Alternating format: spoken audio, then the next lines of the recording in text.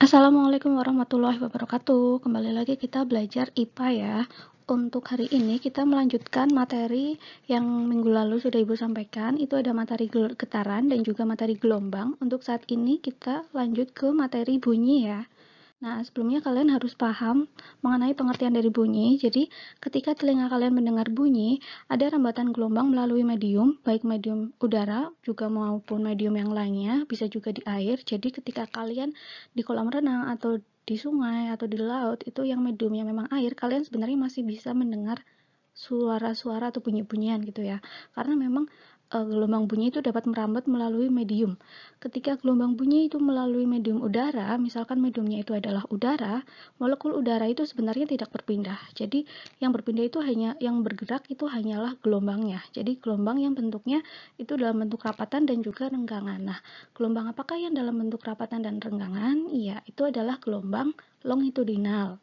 Jadi kalau kalian bertanya-tanya, gelombang bunyi itu termasuk gelombang longitudinal. Kemarin kan Ibu sudah kasih pengertian ya antara gelombang mekanik, terus juga ada gelombang transversal dan gelombang longitudinal gitu ya. Jadi kalian sudah paham tentang perbedaan transversal dan longitudinal ya. Oke, selanjutnya bunyi itu merupakan hasil dari suatu getaran yang merambat dalam bentuk gelombang longitudinal gitu ya. Nah, untuk kali ini Ibu langsung memberikan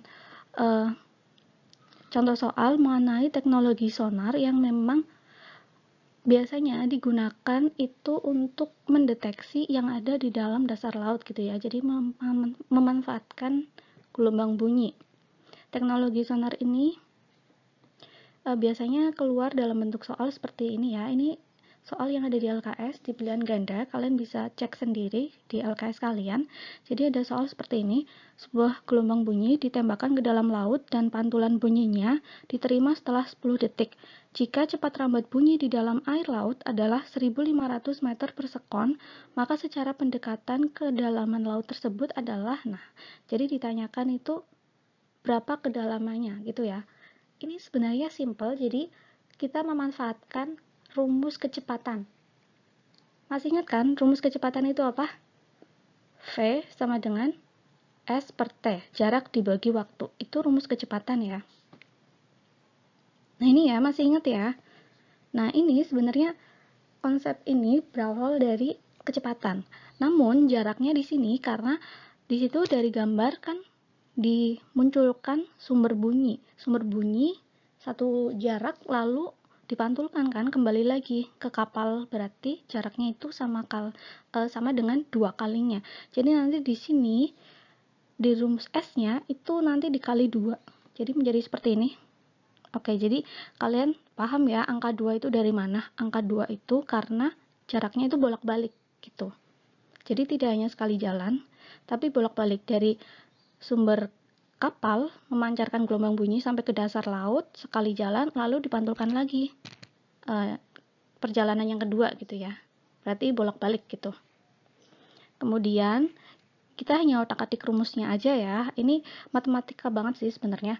Jadi ini T-nya kita jadikan ada di ruas kiri biar nanti V jadi kali T.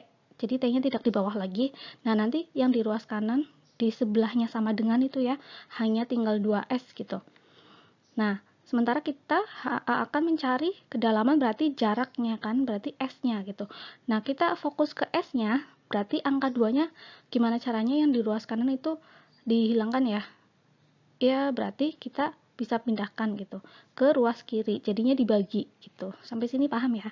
Nah, ini sebenarnya rumusnya sama seperti yang ada di LKS. Kalian bisa lihat di LKS halaman berapa ya. Nah, rumusnya pokoknya seperti ini jadinya. S sama dengan V kali T per 2 gitu ya.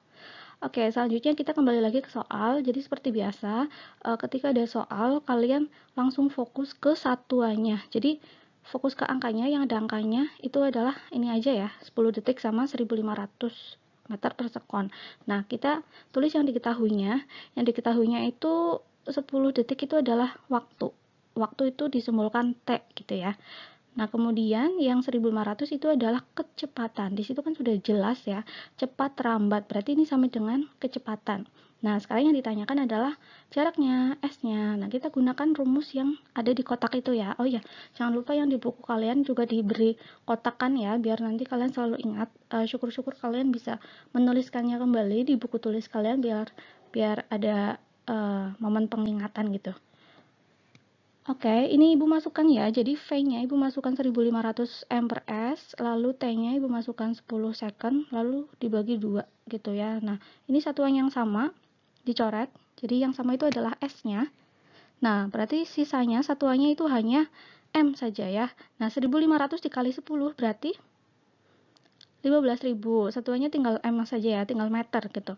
Dibagi 2. Nah, berarti 15.000. 15.000 dibagi 2 itu berapa hasilnya?